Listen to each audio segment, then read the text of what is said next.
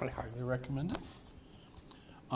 But I also think it's a very existentialist movie. It's a perfect example of existentialism in practice, I think.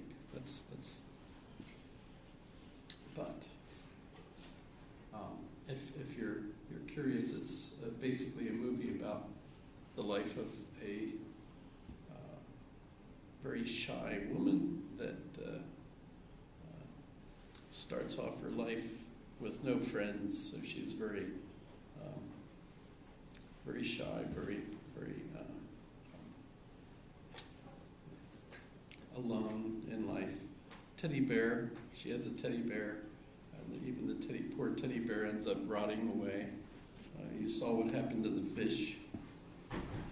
Her mother ends up dying when a tourist jumps off of one of the towers at Notre Dame, and they're on the street below. So it's just one horrible thing after another. But then she ends up finally meeting this guy, and of course by then it's the end of the movie. But pretty interesting. But why is it existentialist? What is existentialism? I pointed out that it seemed to have started off with Schelling's philosophy, existence philosophy.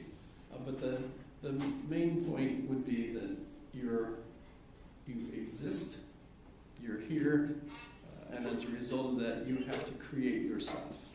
So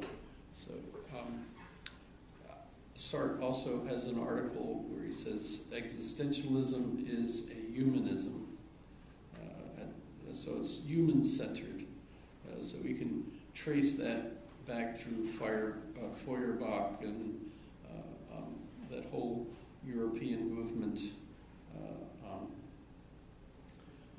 that finds ourselves basically empty computers sitting here waiting to be filled, needing our meaning from whatever it is we do, and so on.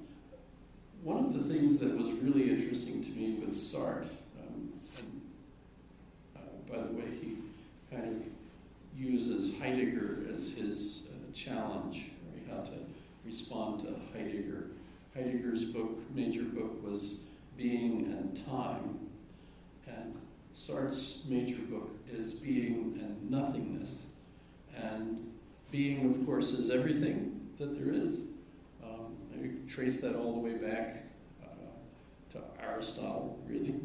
But nothingness, what is that? Nothingness is the human being in being. And the human being is the point where you have a gap between the in itself and the for itself. The in itself is the self as it's aware of things, but the for itself is the way the in itself thinks of itself, which happens when we self-reflect. So when you're thinking about yourself, you're thinking about yourself in terms of all of the concepts that you've accumulated, that you think of as you, and so that's why you have this double interaction that Hegel talks about when I read the section from the master-servant piece, that kind of constant interaction that a modern person has.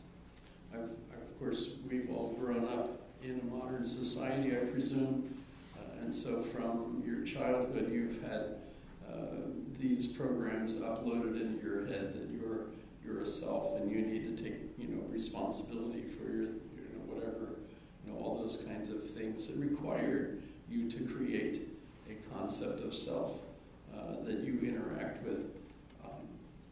So I've never been able to imagine what it would be like living without that. But of course, all of this suggests that unless you've lived in a society where those kinds of concepts have been uploaded, you don't have those. It's the computer that's been freshly taken out of the box, and you find out that it doesn't have any programs loaded in it.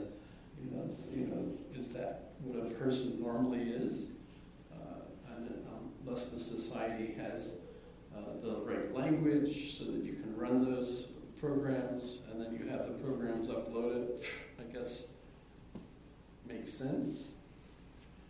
But I don't know that I've ever met, I guess I've met people that way. In fact, I think I've talked about my one son, Christopher, who I suspect has problems doing that, because of his fetal alcohol. And by the way, this compares to Heidegger's Dasein in his work, Being and Time. Being and Time. You have the concept of Dasein, which is a new word that he invented, as far as I understand it. And it's a combination of sein, which means being, and da, which is German for there, right? Remember, in Russian it's yes. In German it's ja. So yes is ja in German. But da is da drüber, over there, right? So Heidegger gives us Dasein, one word, which is essentially being there, essentially. Right? And so a human being is being there. It's being and it's there. It's in a place. And then what? Then what do you do, right? Sartre always refers to it as the en soi, and the pour soi is the for itself. So en soi is the in itself, for itself, pour soi. And there's a relationship, there's a constant dialogue between those two sides of us. And remember, as Hegel points out, the whole self is the continuing process of this dialogue. So it's not just one side or the other. It's this constant process that creates the active self. For Sartre, this gap, though, between the in itself and the for itself, where he says, I am what I am not, and I am not what I am. It's kind of an obvious paradox, but when you see what they're talking about, you can understand, of course, what they're trying to say. I'm constantly unfolding, and this dialectical process, is between two sides of me. In one way, I want to talk about myself. This is me. On the other hand, what I think of as me, I'm never it. It's always a goal of mine to be like that, or to be a certain way, to be a good father or whatever. But whatever I think of as myself is never actually myself, because of course it's just my imagination of what I am, right? And so there's a gap between the two parts, and that gap is nothingness. Because there's nothing there. There's nothing between those two things. But the interesting thing about that nothingness, that gap, is that it breaks the scientific causal relationship between things. So that gap, which is nothingness, literally enables freedom to enter into the world. Because human beings have free will. We have a choice. So when I'm faced with doing this or doing that, or nothing, I have that choice. And the reason I can do that, and to think of this as different than scientific problems normally would be, boiling water, etc., is because of this gap that occurs as a result of the nature of human being in the world. And so nothingness lies coiled in the heart of being like a worm. I don't know why that's so negative, but that's the way he usually describes it. Now, what's important for his philosophy is realizing that you're condemned to be free. You don't even have a choice in the matter. You're free free whether you want it or not, because of the nature of being human. And what happens when you deny that you're free by saying, it wasn't my fault, so-and-so made me do it, etc., you're being inauthentic. You're just misunderstanding, because it really is your fault. If you've done it, it's your fault. If you've drunk too much and then you ran over 2 kids on bicycles, that's your fault. You might feel sad about it, but it's still your fault. You were the one that chose to do the drinking and driving, etc. Sorry about that. That's a reference to, of course, the accident in Eagle River the other day. Hope you didn't know the kids, or if you did, I hope the kids are okay. But of course, his main target, he's French. He was in France during the Nazi occupation of France, and was an opponent of it, was in jail for a while,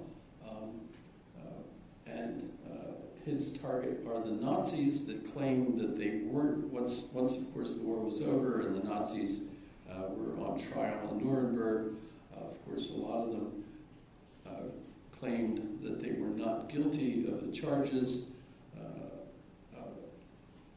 and their reasoning is that they were just doing their duty. They were ordered to do things, and if they didn't do it, of course, they'd have been shot themselves. So their claim was that they shouldn't be punished because it wasn't their fault. They weren't free. Well, his argument, of course, is clearly aimed at them. They could have done otherwise. They could have chosen to be killed instead of killing others. Instead of doing the wrong thing themselves, they could have been the ones that basically sacrificed themselves. So they chose to do those wrong things. He was, of course, a very important philosopher. Part of the reason for it was he just happened to time his publications of things right as the war was over.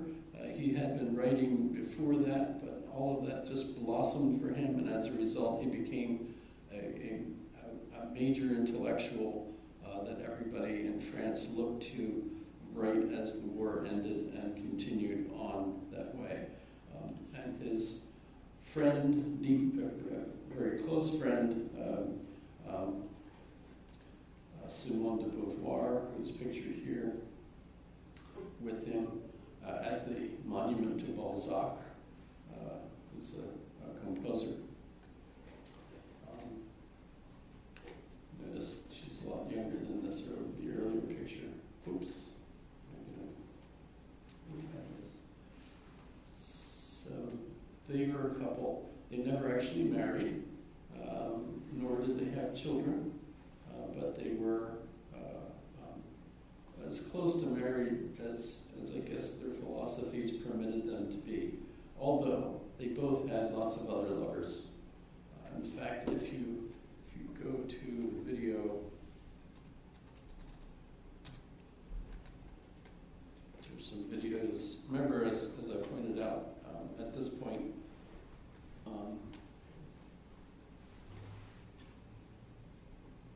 there are YouTube videos for these folks now. So you get to see them.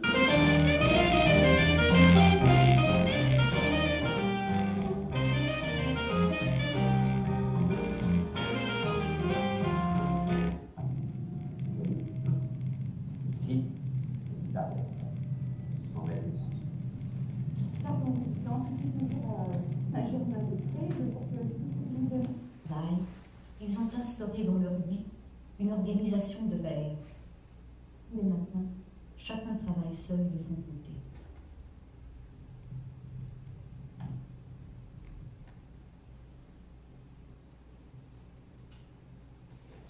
So you get to see them in video clips if you like. You can get an idea of what they were like, if that's in your interest. Okay, so, and Simone de Beauvoir, I should have mentioned, she in her own right is important she's famous for is The Second Sex, which is a feminist tract. So she's a feminist.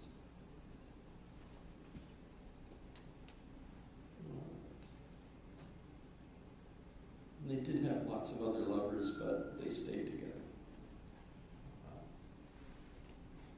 Okay. Camus, we haven't discussed it at all, and I should. Albert Camus was a friend of Sartre's and Simone's, and originally from North Africa, French Algeria, as you can see. Had a miserable life for lots of different reasons. But his philosophy, though, is mostly written as short stories or like the myth of the Sisyphus, which we've actually talked about, the plague, the rebel.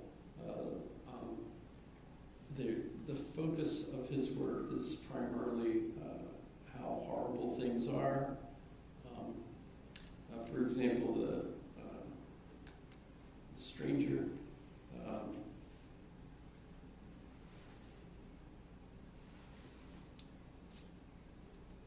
Who are you? He's supposed to be a citizen of France. This is, by the way, a book that's considered autobiographical. So, in a sense, the answer is Camus himself is the stranger.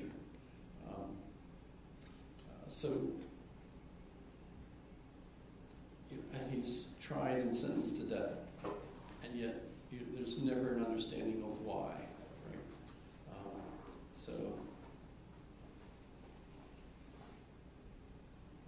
But by the way, he wasn't a murderer, so that's not part of his life. But he was diagnosed with tuberculosis, I believe it was, and knew he was dying, and so that's the prison sentence, basically, as far as I understand. But I have to admit, I've never really been that much of a fan of the existentialists. I always felt that they were rather depressing.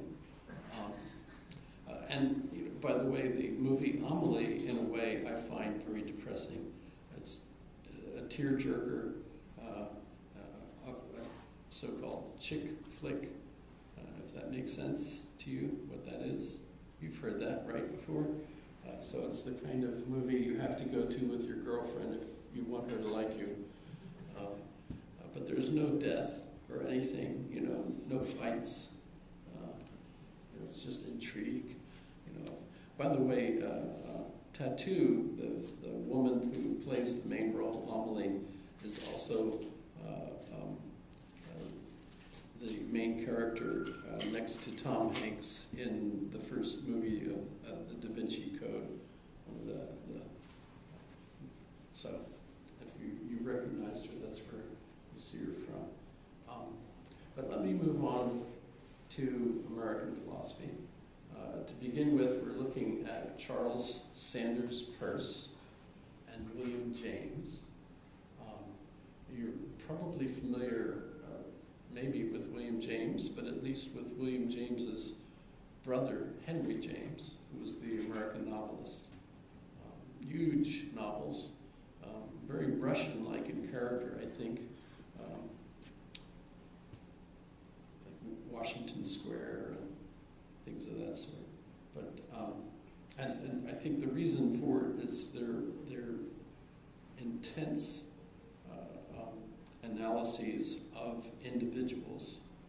So lots of internal analysis of the characters, which strikes me as also very Russian. And I also I remember asking one of my Russian teachers, Госпожа Furman, who her favorite American author was, and she said, Henry James. Henry James was her favorite. And I thought, oh, exactly. It's so Russian. want to read Dostoevsky in English, read Henry James. That's the same thing. Okay. For a good summary of the American Pragmatist, I highly recommend the Metaphysical Club.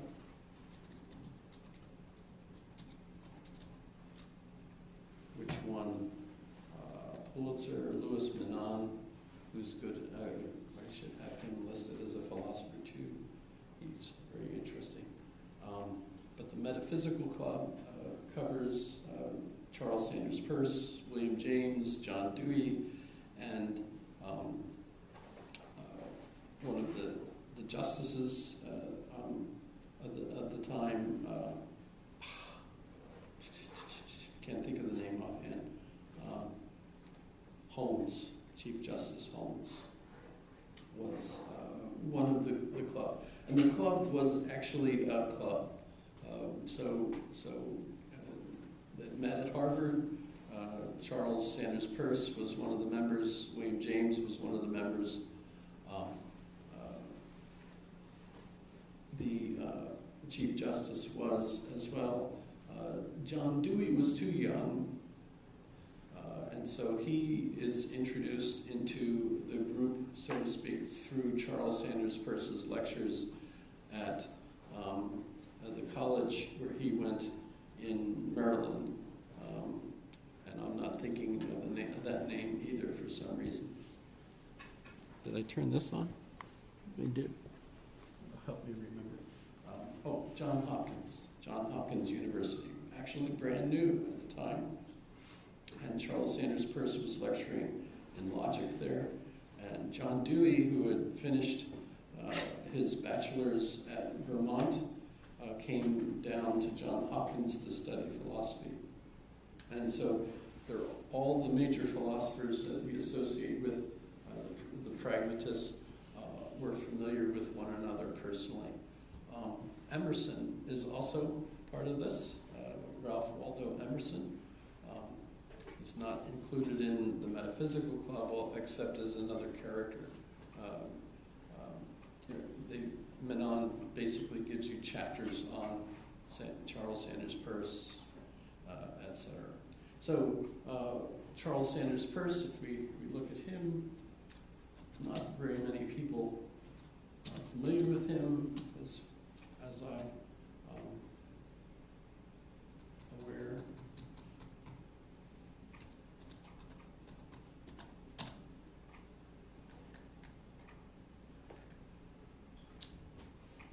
Although some consider him to be the most important of them.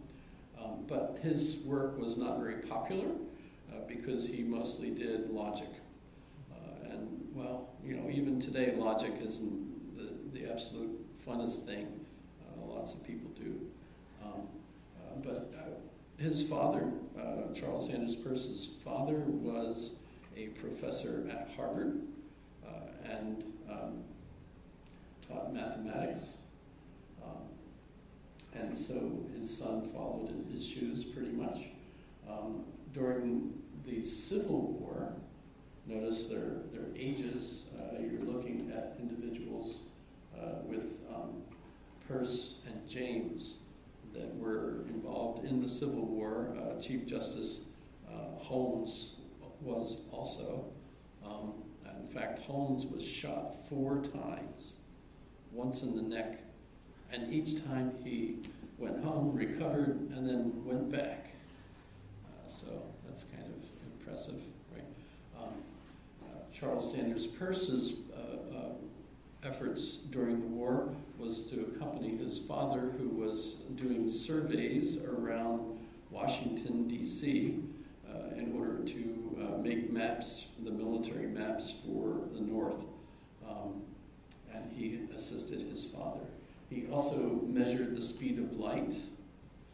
That was kind of an interesting job to do, to measure the speed of light. He also studied philosophy on his own. So he had 3 basic jobs. He worked in the National Geodetic Survey teams with his father. He taught and studied logic, and wrote books on logic, and he studied philosophy. And Kant was especially interesting to him. And yet, we could pretty much see that Hegel's philosophy is going to have an impact on them. And it already had an impact on Emerson. And by the way, Emerson was pretty significant for them. Emerson was a teacher in Harvard. And in fact, if you go look at Emerson Hall, right here at Harvard, that is the philosophy department. If you go visit Harvard, you can go visit Emerson Hall.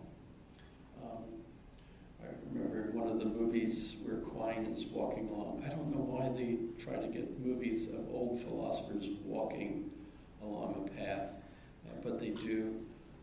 And they show him walking up to that doorway, which is just hilarious. You know, it's like, oh, let's describe this philosopher, and meanwhile, Professor Quine, walk from there to here and look philosophical. Who knows? That's just silly. But so there's pictures of Emerson Hall on the campus. By the way, if you're handicapped and trying to get in, you have to go around the back.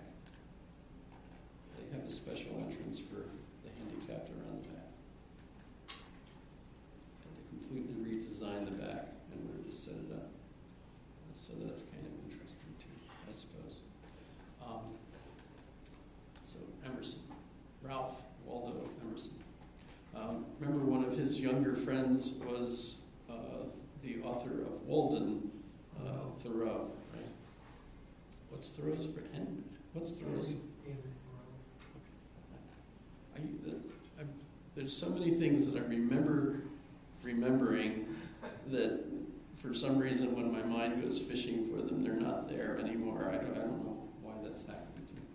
Okay, so Peirce gives us the beginnings of pragmatism, and essentially, what is it? Let me go show you my notes, which kind of orders it a little bit. So this paragraph here, by the way, comes from Louis Menand's book. During the late 19th century and early 20th century, there was an outburst and flourishing of philosophic activity in America. The key figures drew upon a variety of European orientations, British empiricism, Kant, Hegel, but an important group emerged which included Charles Sanders Peirce, William James, John Dewey, and another one who was primarily a sociologist, George Herbert Mead, who was mostly at the University of Chicago. Although there were sharp differences in their intellectual backgrounds, philosophic temperaments, training, and interests, nevertheless, there were also sufficient family resemblances, that's a Wittgenstein phrase, so that they, as well as others, began to think of themselves as constituting a distinctive philosophic movement.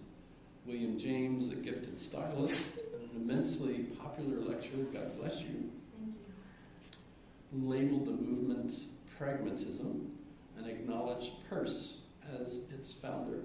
Sometimes it is said that pragmatism was born from James's misunderstanding of Peirce. Peirce was so outraged, not really, by James's popularization that he renamed his own doctrine Pragmatism, a name ugly enough to be safe from kidnappers. That's really just funny. But the word pragmatism, what does it mean? Greek pragma is essentially the same as the Latin res, which we use a lot in law. Kant argues that it's a relation to some definite human purpose. And by the way, Kant's first book was a pragmatic anthropology. So he used the word pragmatic in his own work. Peirce said that pragmatism is how knowledge is related to human action. And in that sense, his intention was that pragmatism was a semiotic, a theory of signs. And so, in this sense, if you think, okay, Hegel gives us an answer to Kant's problem of the thing in itself, and says that it's culture, it's society, it's language. So language, not in the sense that we today think of like memes, and how memes fight one another or are living things that are in competition with one another, which does actually make sense. But if you think of it in terms of Hegel, it's instead our spirit, our cultural spirit, our cultural norms, our cultural Geist, right? And those are the world, essentially. That's our consciousness. All the things that are phenomena to us are phenomena through our minds, and our minds conceive of everything as concepts. And so, for Hegel, when you're studying the nature of language, you are studying the universe as it appears to us, right? Now, that's the real for us. Remember, the rational is the real is the rational. It's also language, and so language becomes a really important thing. Not so much for Hegel, but it comes out of Hegel's work. That we end up then saying the new frontier is studying language, because language encodes what we think and gives us the impressions of the world. So the dialectical process between what we think of as the real and language is essentially of great interest to us. And so for Peirce, the question is, how do words mean what they do? How do we accomplish things with them? And so an analysis of language is really what we need to be doing, this theory of the semiotic, a behavioral semiotic. In other words, when someone utters a series of utterances or whatever, what happens? So literally the science should be sitting there watching people making sounds with their mouths and what they're doing, and connecting those dots so that you basically have a very observational way of saying, oh, the meaning of go get me a stone is that the other person will then go and pick up a stone and bring it over to them, right? So that's what it means. So that's what Peirce was interested in, and obviously that was really much more of a special field. It still is there, by the way. There are journals on the semiotic, or semiology, or the meaning of signs. And by the way, he said you start off with meaning, then logic, then rhetoric. That's really very similar to the basics that came from the original university system in Europe. That's the fours, right? You have the threes and the fours. So you first start off with the four subjects, which are those: meaning, logic, rhetoric, and then the quadrivium. Let me look up. Did I ever show you this?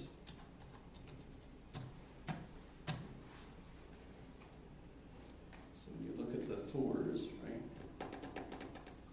Arithmetic, geometry, music, and astronomy. Oh, okay, so that's the second. Sorry. The trivium is the first. And the trivium is, okay, so grammar, logic, and rhetoric. So, sorry, but you get it. That's what he says too. So we start off with that. And by the way, the pragmatic maxim, and this is still Peirce, meaning is the connection between action and experience. So Charles Sanders Peirce lived from 1839 to 1914, born in Cambridge, Massachusetts. Father was Benjamin, and notice he was a leading mathematician and astronomer. Should be astronomer at Harvard. That's been wrong since the 90s. He graduates from Harvard in 1859. Notice that's what, a year before the Civil War starts. He then went to the Lawrence Scientific School and graduated in chemistry in 1863. The SCL is summa cum laude. For the next 15 years, he was an astronomer measuring light at Harvard, physicist for the U.S. Coast and Geodetic Survey working with his dad, and then he was doing his own private philosophical studies. Then later he went and lectured in logic at Johns Hopkins. Remember, that's where he met Dewey. 1879 to 1884 was while he was there.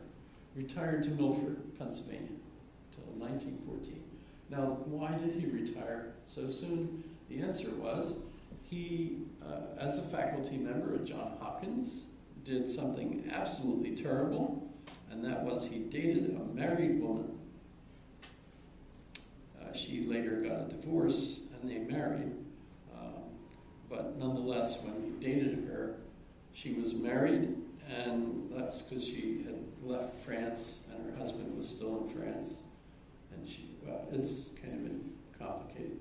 In any case, that was absolutely horrific. That was so immoral, dating a married woman, that not only was he fired from Johns Hopkins, but his career was absolutely kaput. Forget it. You're never going to be hired any place that's so immoral.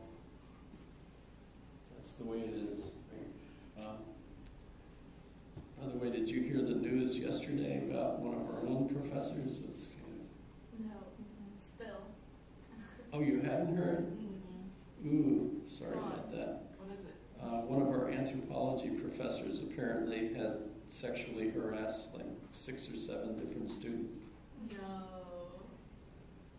Yes. Did you know the professor? No. He's saying, I don't know. I've seen him around, I but thought you were referring to like the Eagle River campus closing. no, that's also a pain in the. But no, we had.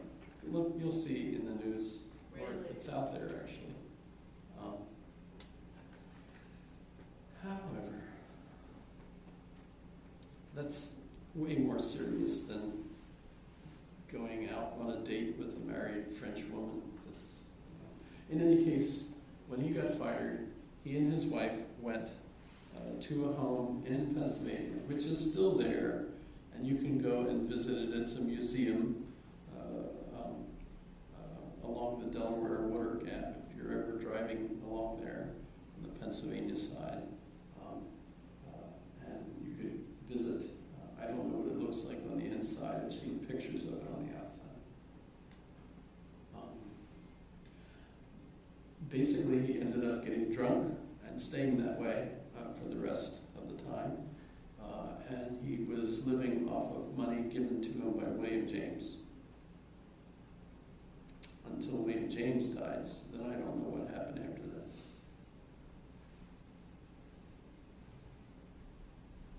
But he influenced James at Harvard, Dewey at Hopkins. So, looking at William James, 1842, 1910, so he's younger, notice.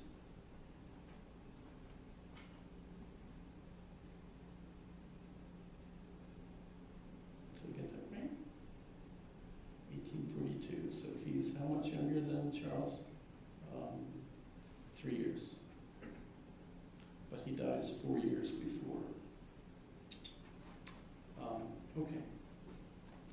So when we think about the pragmatic movement, and again, this comes from Louis Menand, what he uses to define pragmatism is what he calls the unproblematic, and that is where they all agree, the things that they all agree with one another on. And so we have the prestige of science and the scientific method, number one. All of the pragmatists love science. And by the way, that goes along with evolution. Although there is an interesting dilemma there, and that's Louis Agassiz. teachers at Harvard at the time.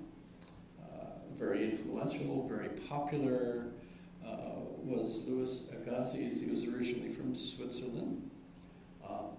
And he did not like the theory of evolution. In fact, he became the world critic of the Darwinian books. Even though he was in Boston, nonetheless, he was like the one everybody, even in Europe, was reading on this.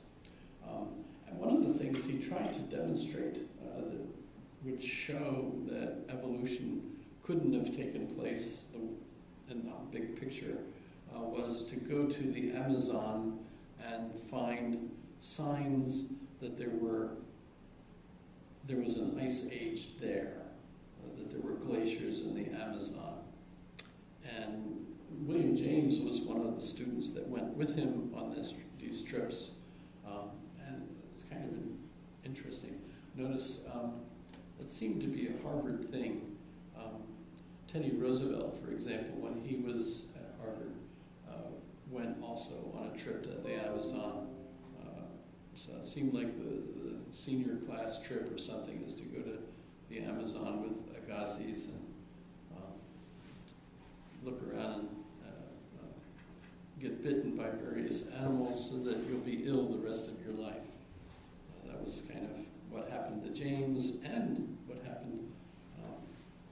I'm not sure exactly what happened to Teddy Roosevelt, but he ended up injured as well, and so he had to spend a lot of time every day doing a lot of exercise, and that's Teddy Roosevelt, President Roosevelt, not FDR, but the earlier cousin, I think they were relatives. In any case, so Louis Agassiz is a very interesting character himself. There's some nice biographies out there, and in fact, I mentioned that Emerson Hall was the philosophy department, same thing at Harvard.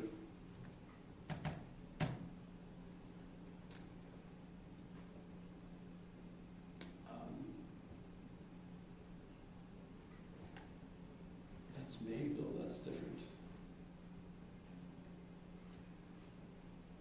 There it is. That's Agassiz Hall at Harvard.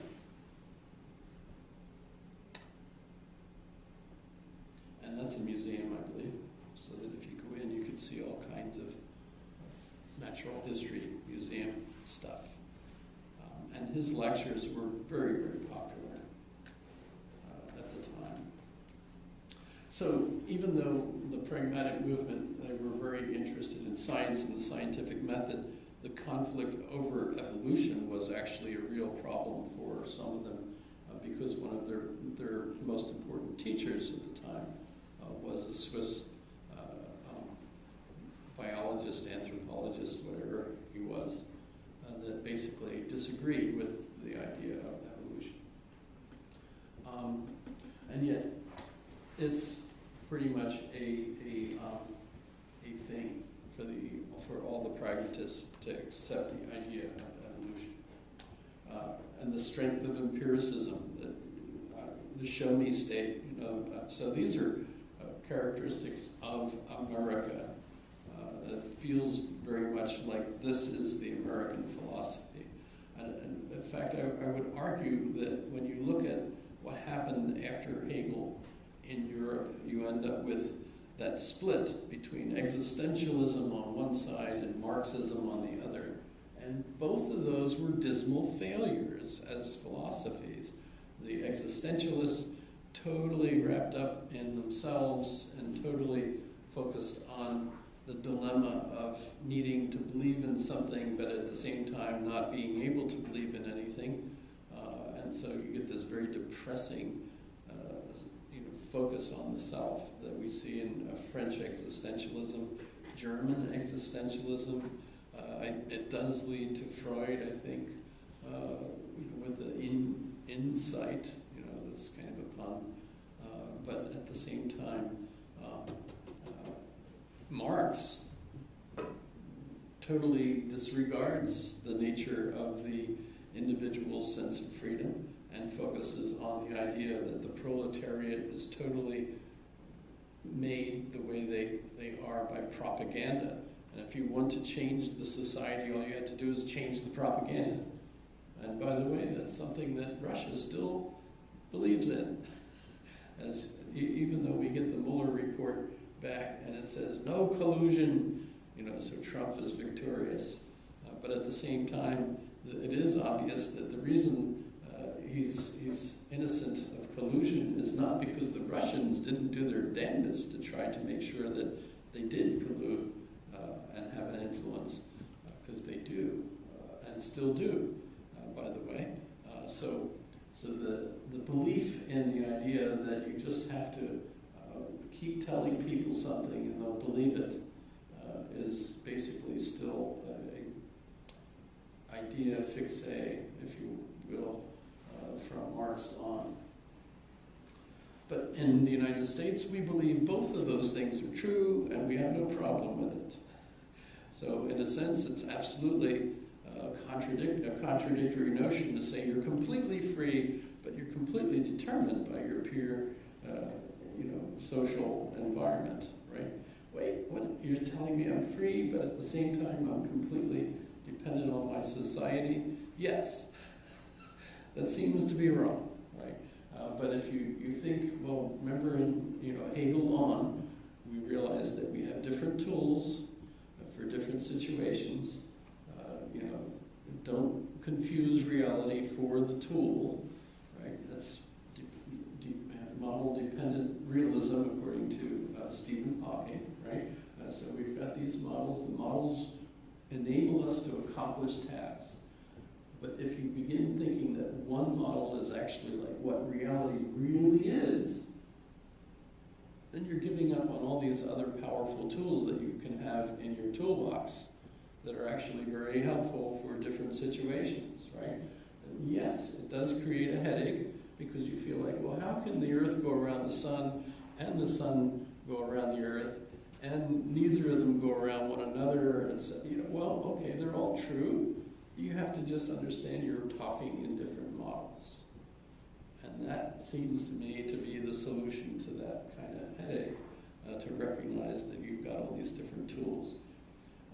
People like Noam Chomsky think that means that people like Slavoj Žižek are just idiots, because Slavoj Žižek, of course, does that in sentences, which he thinks is funny, because it's making fun of the folks that think, well, you can either say this or not, but from Hegel on, Europeans talk funny because they think language deserves being laughed at because of the way it gives us this sense that that's the way reality is. No, it's just a tool to think about reality. Reality is always more than what we can think of in terms of our language. How did I get on that? But I would argue that being an American pragmatist enables us to use all these different tools. Is it confusing? Yes. And I think that's why it's kind of important to make sure you're realizing that point that I just made about the nature of language. And yet, when we grow up and we're young, we do begin growing up thinking that the way the world is described in our language is the way it is. So it's something you have to grow out of. And how do you grow out of it? By an education that teaches you about the nature. So, some of the problems we have in the United States, most people grow up and don't learn a foreign language. Learning a foreign language enables you to step back from the language you grow up with and realize, whoa, there's a whole other way of thinking about things, right? That's a box, but it's also la boîte, there's all sorts of ways of thinking about things. from all these other languages, right? And wow, that's absolutely, and some of course the problems that happen to people when they get into conflicts between two cultural groups. When you think, for example, of Alaska villages and the crisis that they have, even the suicide rates and their attempt to escape the dilemmas that they're in. You visit them and you see that the young people don't have someone there teaching them that there are different languages, the way they work, how they're related, how this whole process works, and so on. Instead, they end up basically being confused, in conflict. They don't know what to believe.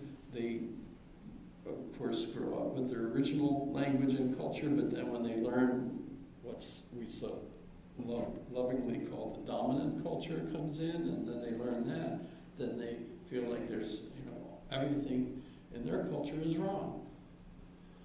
And yet that hurts them, right, to do that. So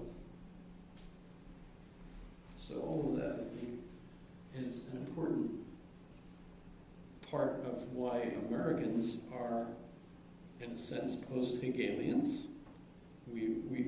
But you have to get it in school somehow, so that you can avoid the kinds of crises that we see in villages and as young people, and so on.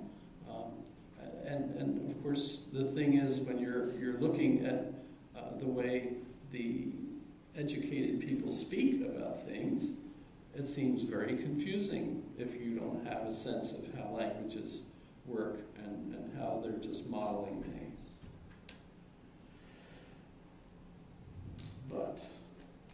So pragmatism seems to go hand in glove with American democracy, with the nature of being an American. But there is a conflict there, and that is that you have to grow into it. And that comes from your education. So unless you get a good, solid American education, I mean, really, of course you could have terrific high school teachers that give you a lot of this. I suspect I had a lot of that in high school. I had foreign languages in high school.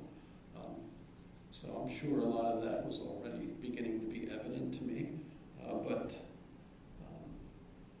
if you don't get that, you're not going to be the typical American that thinks in a pragmatic way. So that's an important point to make there. While we think of pragmatism as the American philosophy, not all Americans are pragmatists. They haven't grown into it yet. They haven't matured into it yet. Okay, so Peirce is the one example I mentioned. He was a scientist, we think of as a scientist. And James, we think of primarily as important in psychology. Mead, we think of as a sociologist. Dewey as an educator. And by the way, along with Peirce's pragmatism, Dewey called his philosophy instrumentalism, because knowledge is an instrument.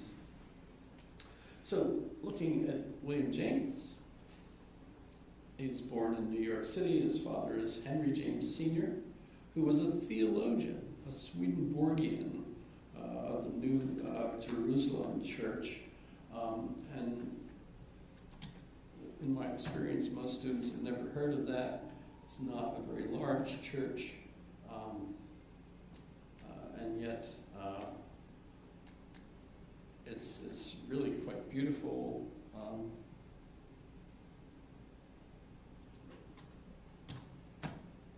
They have a campus at Bryn Athyn. Show you some videos I took of it. This is in Pennsylvania. It's not just there.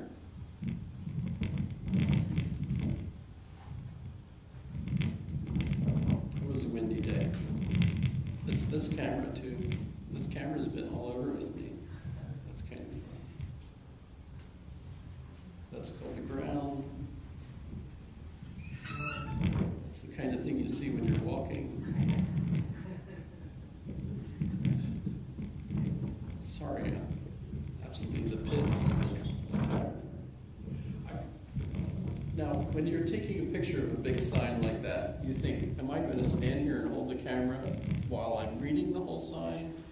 Or should I just take basically a snapshot of the sign and then move on? And if you want, you can just hit pause, right? You know, so what do you do? So I kind of do half. So this cathedral, by the way, was built during the Depression period in the United States, which is impressive because no one had money. But of course, this particular campus, they had money because it was kind of their wealthy class at the time. But it was also a copy of a British cathedral. I don't remember which one.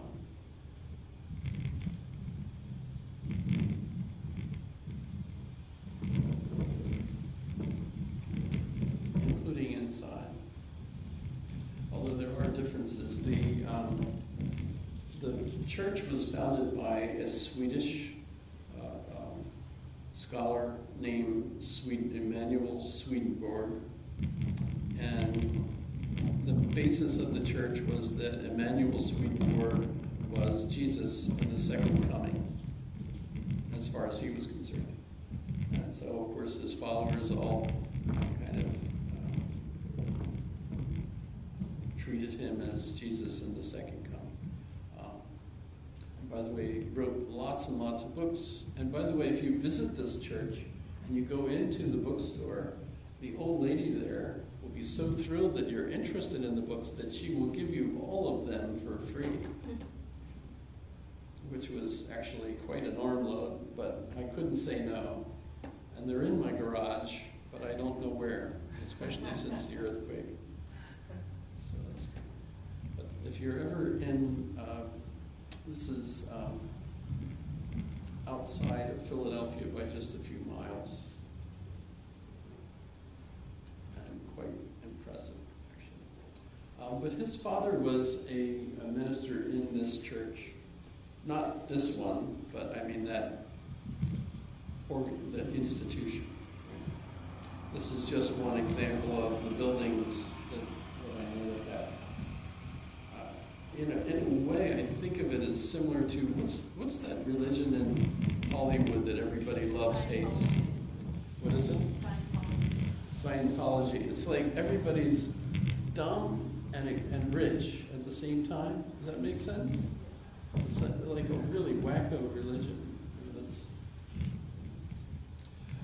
By the way, if you've ever seen when I talk about the 10 Commandments, I have a picture of the 2 tablets. Those were in this church. It's where the kids have Sunday school. That's where I found it. So it's quite impressive. By the way, the homes there, the one home is a museum. This is the museum. That's the mansion. That's not a church. That's the mansion that the rector of the university there, Bryn Athyn, it's a college. And that's the old mansion. So they've got like a row of mansions that as they kept building, and they're just so huge. It's amazing. You can go there and visit the museum, but you do have to call and make an appointment to go up there. And they were interested in religion, and so they went around the world collecting religious artifacts. Not just Egyptian, but like religious artifacts all over the place. So, pretty interesting. This is inside, and the main thing that's interesting here is that the stained glass windows are about Emanuel Swedenborg. He's on the main one. But also, I should have paused it just. Okay, so this altar is made to look like the description of the Ark of the Covenant. So it's all gold and pretty interesting.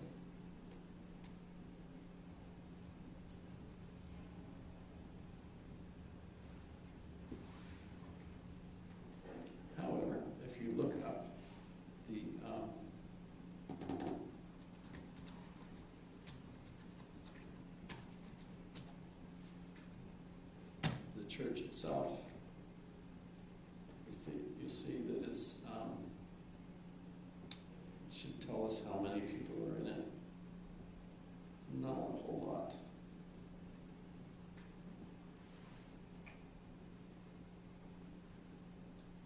I forget how many.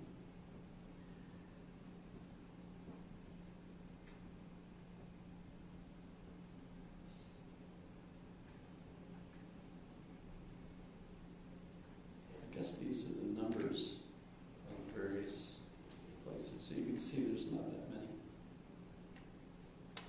And they have their own college, and you're encouraged to be a Swedenborgian if you go there, but you don't have to. But you have to go to church every day, I think, and all that sort of thing. So, pretty interesting. Okay. So, meanwhile, Henry James wanted the best education for his children, and he didn't think you could get that in any particular place in the United States. So he took them to Europe. And every time they registered them in a school, and they went for like about 3 months, they concluded it wasn't nearly as good a school as they thought. And so they moved to another one that they thought would be better. And so they just kind of school hopped all over Europe.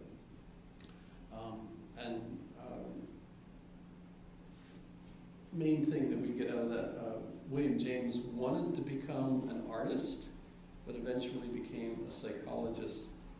Instead, learning most of that in Germany. So, in a sense, his training was from Germany.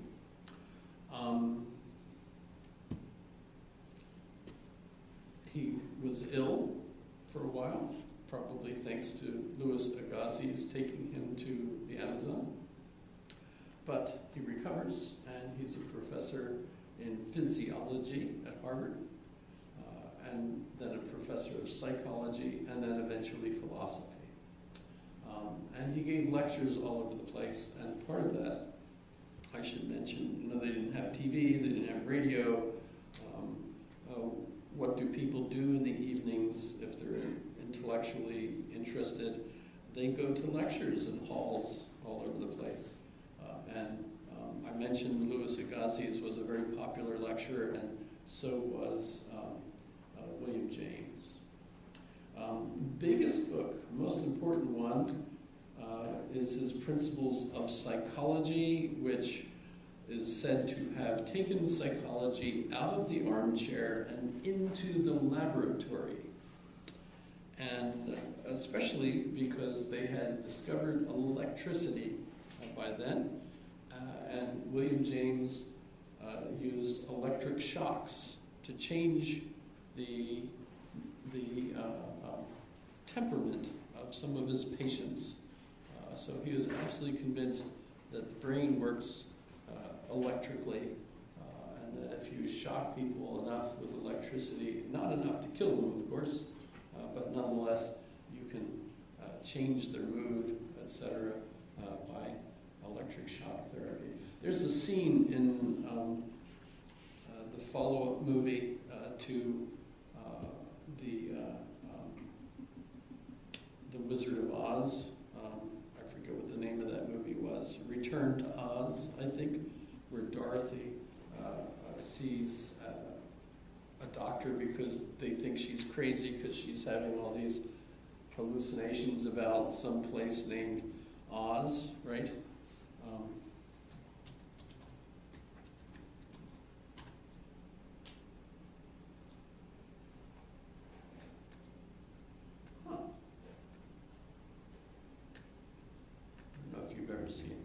How many of you have actually seen The Wizard of Oz? Yes. Good. I have children that have not seen it, and I can't get them interested. It's kind of amazing.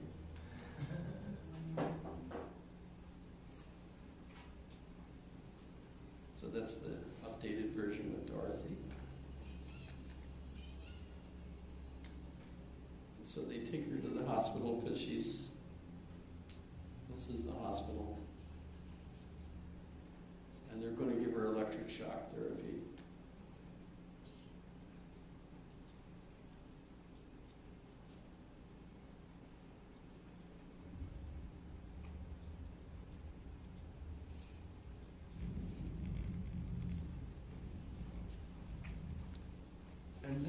is what reminds me of William James, because this is the fairly primitive beginnings, huge devices to make electricity, which would scare the crap out of adults, let alone little children, you know.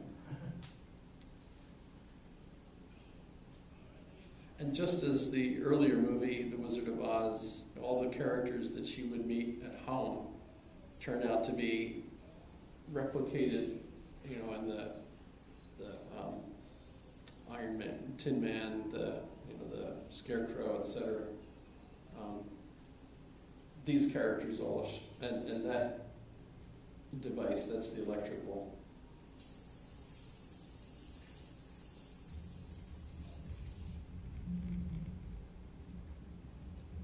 The power goes out though, so she's saved. As I recall, there's a storm.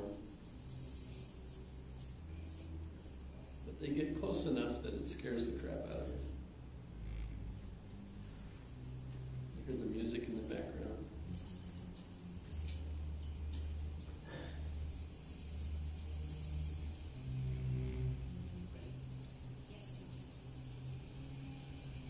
He even looks like William James.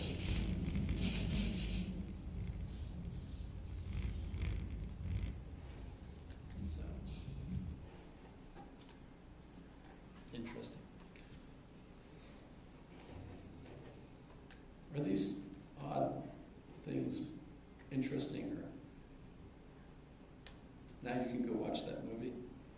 The whole thing is on the web. How about that? So, so the principles of psychology, and by the way, it's still considered to be the book of pragmatism, what it is, and so on. So it's a remarkable parallel obtains between the facts of social evolution on the one hand and of zoological evolution as expounded by Mr. Darwin on the other. He's interested in the social dialectic. It's within individuals as much as between individuals. It is at multiple levels simultaneously. So this is very Hegelian. So in a sense, this is very clearly the next step. You know, Kierkegaard and Marx go off, you know, on either side, but James takes it to the next logical step of development. So it keeps both sides, right? So consciousness is nothing other than the subject of experience. Feeling may be likened to a cross-section of the chain of nervous discharge, ascertaining the links already laid down, and groping among the fresh ends presented to it for the one which seems to fit the case. Very important book. James wrote The Varieties of the Religious Experience, and this was the first occasion for an American lecturer to give an Edinburgh lecture.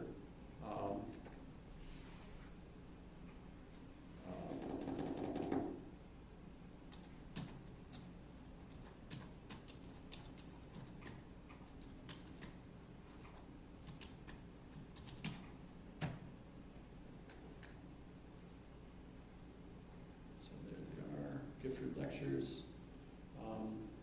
And his was in, I think, so his lectures were 1901 to 1902. Okay, so that's the occasion for it.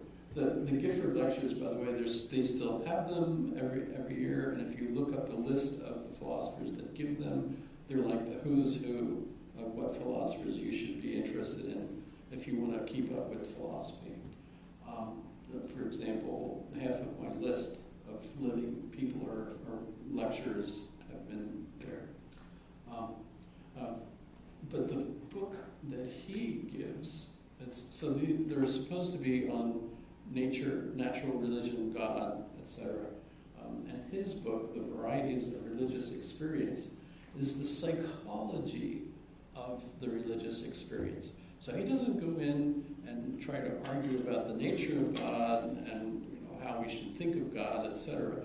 Instead, he goes in and talks about the value of the religious experience for a human being, why psychologically it's good for us to have religious beliefs. Notice he doesn't actually say any particular religion is better than another. Instead, he looks at over 20 different types of religious experiences.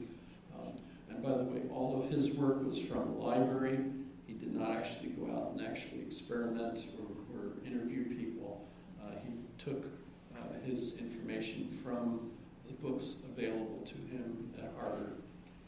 But nonetheless, he put these all together and found the religious experience testifies that we can experience union with something larger than ourselves, and in that union find our greatest peace.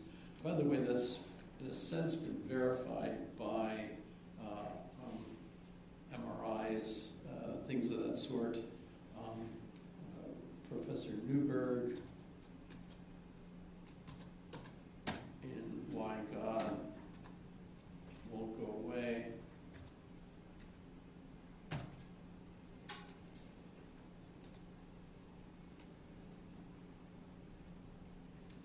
This is 2002. He put a Roman Catholic nun and a Buddhist monk in a MRI machine, not together, separately, and had them do their meditations and then scan their brains while they were meditating. And what he discovered has been verified by other folks. In fact, the most latest one I've read talks about the same thing, is how to change your mind. By Michael Pollan. Maybe it's free with a 30-day trial. I gotta quit. So how to change your mind. So Newberg was 2008, if you saw, but they've got much more recent results that all show the same sort of thing when we get into a meditative trance, or if you take LSD or other drugs of that sort. What happens is that the parts of the brain that focus on the here and now, our senses, and give us a sense of our self, all kind of quit working for the time being. And we have one then central place in the brain that is hyperactive and normally isn't, but we all have it. And that's, by the way, why Newberg says that's why God won't go away. We all have a God spot in our brain, basically, that indicates we've evolved a part of the brain in order to meditate. And when we do it, and everything else sort of drops away, and we're just one with the universe, that's when we're at our most peace, or whatever. So, and it's good for you. So, psychologically, it seems to be very good for you. Although I'm not encouraging drug use, but Michael Pollan talks about that in his book, and that's pretty interesting too. He used 3 different LSD, which he also labeled 25, LSD-25, whatever that is. Peyote was another one, and also some frog that is very poisonous, but if managed by someone who knows what they're doing, can do the same kind of thing. And all of those experiences are also similar, but also dangerous, by the way, so be careful with that. But the reason he did it was because he's old now and retired and feels like the government's not going to arrest him for trying out these things. So that's kind of interesting. And I should quit there, right? Roughly, yes. But I didn't do a quiz question, did I?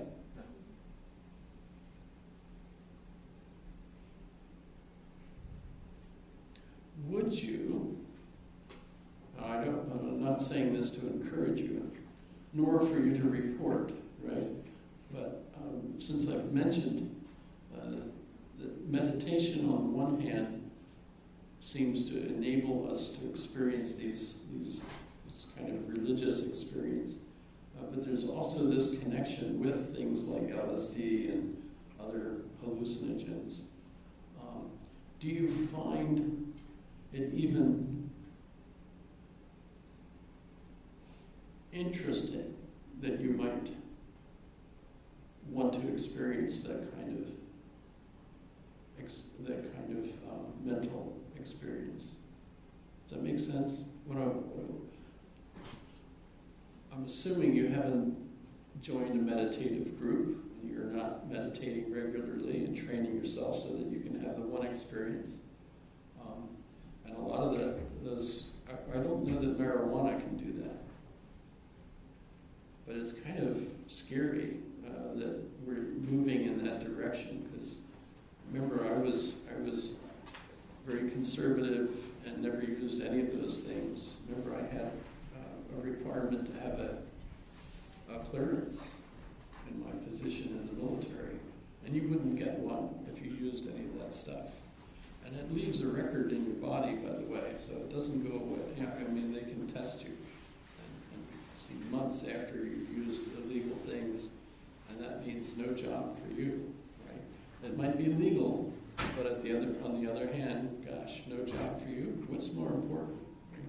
But are you curious about what that would be like? What that kind of meditative experience is like?